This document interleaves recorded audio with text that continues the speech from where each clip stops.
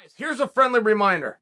Hackers are getting more sophisticated each year, and if you're not careful, you're going to be in trouble. Are you doing everything you can to protect yourself online? I've been a NordVPN customer long before they were a show sponsor. This software allows me to safely browse the internet without being traced. But NordVPN is now more than just a VPN. They have just introduced threat protection, giving you even more comprehensive security against cyber threats. It blocks trackers, intrusive, malicious ads, and steers you away from harmful websites and files. Enjoy a cleaner, safer, and more private internet. Their advanced encryption still hides your location and encrypts all the data you send and receive, and one account secures 6 devices. Try NordVPN risk-free with a 30-day money-back guarantee. Go to nordvpn.com/Sonnen or use the code Sonnen to get a 2-year plan plus 1 additional month with a huge discount. Or click on the link in the description to get this special deal. My official prediction, Gaethje versus Oliveira. I'm taking Oliveira. Oh, and by the way, before this video ends, I might go Gaethje.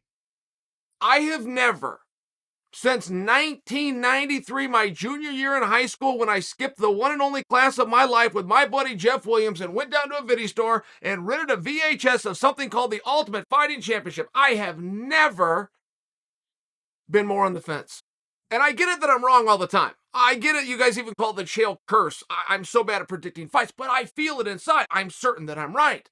The veins come popping out of my neck and spits kind of, and how dare you disagree with me? And here's my argument, and historically speaking, but I really do feel it.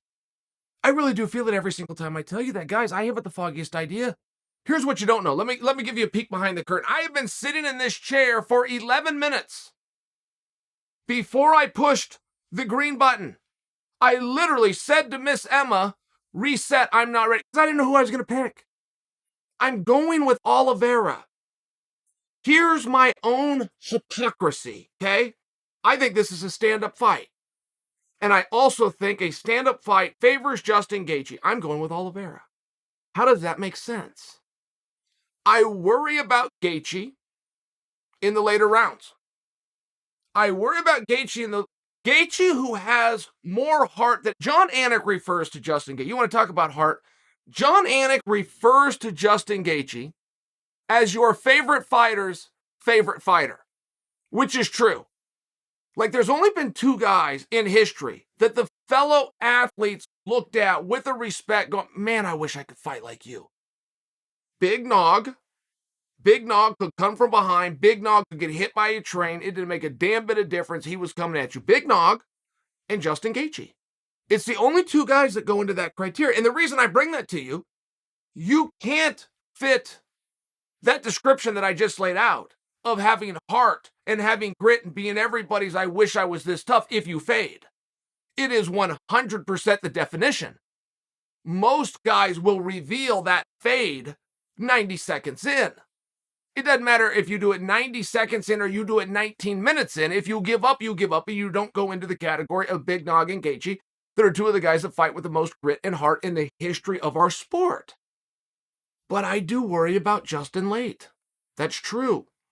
I have only seen, off the top of my head, in the UFC specifically, Justin Gaethje go into championship rounds. Again, this top of my head, you don't have to correct me. 1 time, and it was against Tony Ferguson. I firmly believe nobody was more surprised at the performance and the outcome that Gaethje had the night he won the championship over Ferguson than Justin Gaethje. That's okay. I think that gives credit to Gaethje. I think when somebody thinks, I'm up against it, I haven't had time, I'm short notice, I'm not prepared, this guy's so great, and walks out there anyway, they deserve credit. When they walk out there and they overcome because they're such a competitor, I think they deserve extra credit. So when I say that Gaethje surprised himself that night, it's actually meant to shine the wheels of Justin Gaethje. And he held up just fine. I fully admit, rounds 4 and 5, he held up just fine. I felt as though he faded. His heart was there when he was thrown, but he just didn't have that energy with Alvarez and with Poirier. That's what I feel. And I do feel as the fight goes longer, it could be an issue. in a purely stand-up fight. I encourage and I plead with Team Gaethje every time he fights, go get a takedown. Just one. Just go grab a takedown. Do it with 40 seconds left. Nobody very good gets submitted in MMA, period. Nobody, even the bad guys, gets submitted with another guy in his guard. Broad stroke statement, but it's fairly true. And nobody gets submitted with only 40 seconds on the ground. Like Royce Gracie himself would tell you that jiu-jitsu is not designed in 40-second increments. I mean, in all fairness, I'm laying out a pretty solid plan. Go tackle this guy with a minute left. Keep him down there. Get a couple of deep breaths. Learn to do what Conor McGregor calls manage your energy. I like everything that I'm saying there. I just don't believe any part of it that Justin Gaethje is going to go do it. I think he's going to go and trade, and I think he's going to get hit a lot. Justin Gaethje's stand-up, contrary to what you feel about him, Justin Gaethje's stand-up is not as good as it is fun to watch. He is not an extremely dynamic Muay Thai fighter, by example. And I say Muay Thai because it's kickboxing with elbows and knees. That's what you can do in MMA. You can use any point of your body, including the elbows and the knees. So your stand-up turns into Muay Thai. He's not as good as you might think. He's just tough as an old leather boot. He does not give a damn about getting hit. He's marching forward, he's coming at you, and he's going to hit you back repeatedly. Justin Gaethje's kicks are not as technically, right? If you brought Henry Hoof in here and go, judge Justin Gaethje's kicks. Oh, and by the way, compare that to, say, Edson Barboza's. Henry Hoof is going to say there's no question. Edson Barboza's kicks are much better. But if you brought Henry Hoof in here and you said, tell me anybody per capita of size that can do more damage with a leg kick than Justin Gaethje, Henry Hoof's going to go, oh no, it's Justin Gaethje. Like he makes it work.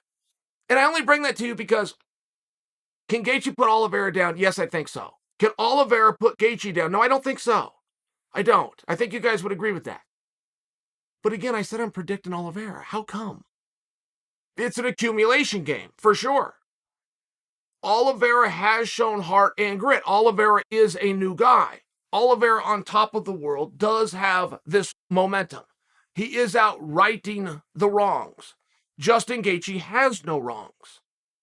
I've also never seen a better Justin Gaethje than the last Justin Gaethje I saw, and I should bring to you, there appears to be something where Justin's angry.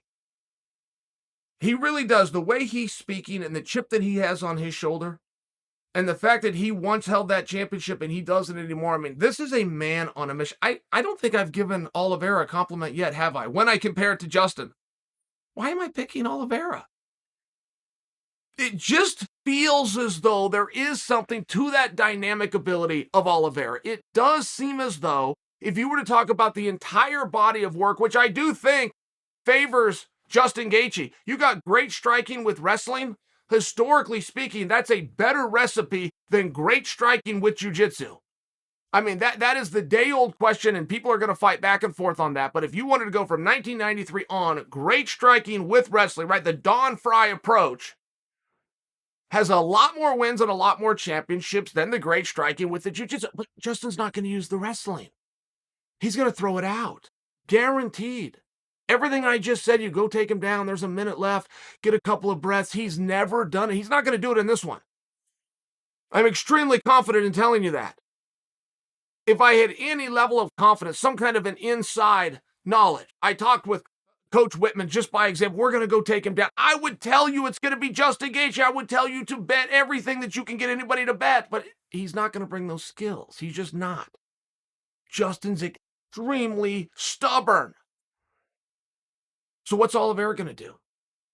And there is a big question on that takedown, guys. Whoever gets the takedown in whatever round they get it in is going to win the round. If Oliveira gets Gaethje down, Oliveira will keep him down.